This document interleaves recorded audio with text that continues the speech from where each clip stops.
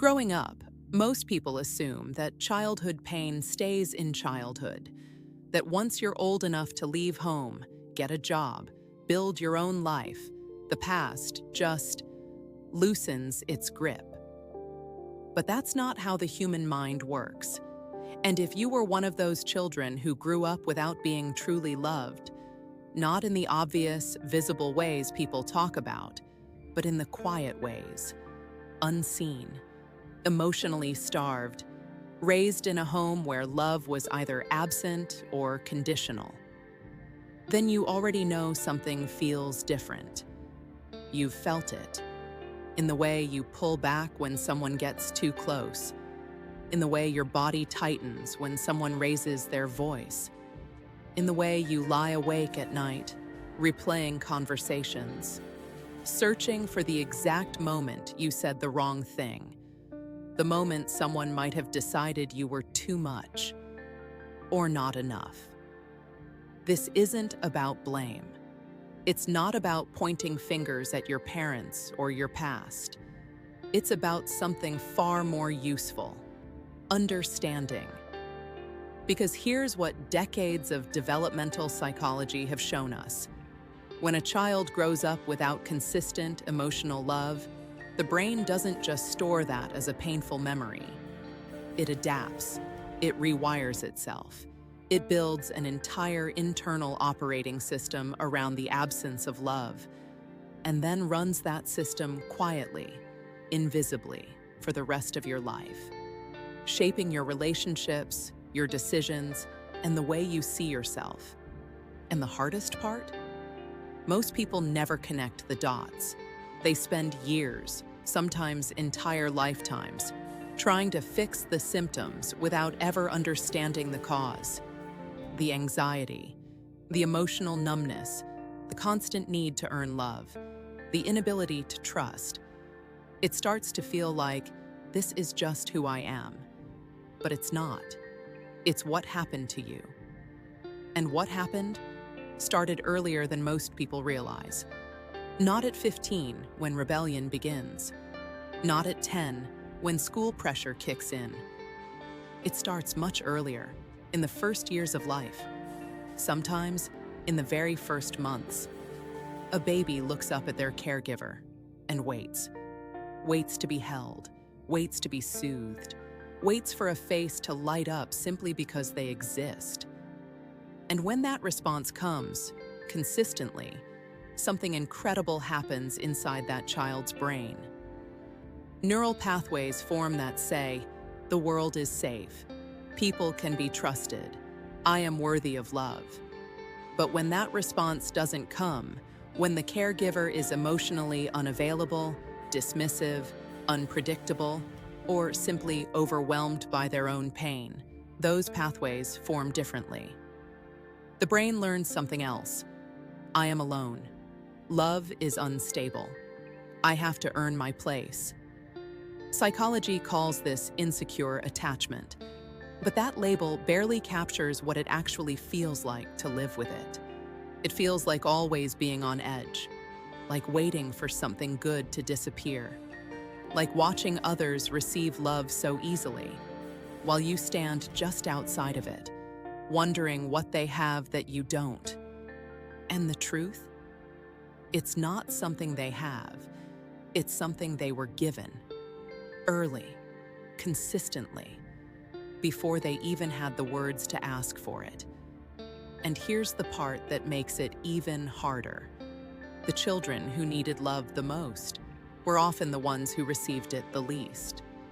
Not because they were unlovable, but because they were raised by people who were never properly loved themselves, passing down an invisible wound across generations without even realizing it.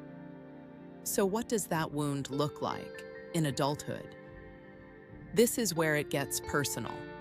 This is where you might start recognizing yourself, not in theory, but in real, everyday moments. It looks like hypervigilance in relationships, that constant, exhausting scanning for signs that someone is pulling away, overanalyzing a short reply, reading into tone, preparing yourself for abandonment before there's any real sign of it. Not because you're too sensitive, not because you're needy, but because your nervous system learned very early on that love could disappear without warning. So now, it watches everything. It can also look like struggling to receive love when it finally shows up.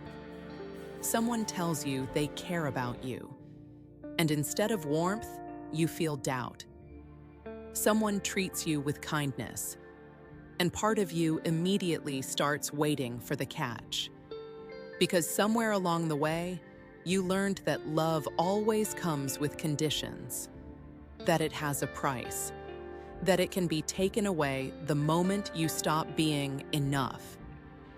And maybe most of all, it looks like a deep, relentless need to prove your worth, to achieve, to help, to never ask for too much, to be so useful, so agreeable, so indispensable, that no one would ever have a reason to leave, because you were never shown that your presence alone was enough.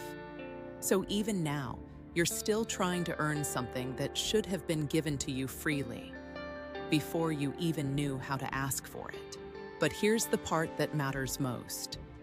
This is what can actually change things. These patterns are not your personality. They are not proof that you are broken, difficult, or incapable of love. They are proof that you adapted, that you survived something difficult without having the tools you needed at the time. And survival, no matter how messy it feels, is not something to be ashamed of. The part of you that stays guarded, it was trying to protect you. The part that never asks for help, it learned that asking wasn't safe. The part that pulls away from good relationships, it's trying to leave first, so you don't have to feel abandoned again. That doesn't mean these patterns don't need to change, but it does mean you can stop turning them into reasons to hate yourself. Because here's what psychology keeps coming back to. The wounds created in relationships are healed in relationships, not in isolation, not by becoming completely self-sufficient, but by slowly, carefully, allowing safe people to show you something different, and letting your nervous system experience, maybe for the first time, that love doesn't always lead to pain. That process isn't fast. It won't be perfect. There will be moments when you pull away right as something good is starting to form. Moments when the old patterns come back and tell you to run. But every time you stay, even a little longer than you used to, you're changing something deep inside yourself. You're building the pathways that were never built for you before. You didn't get to choose how your story began. But now, you're the one holding the pen,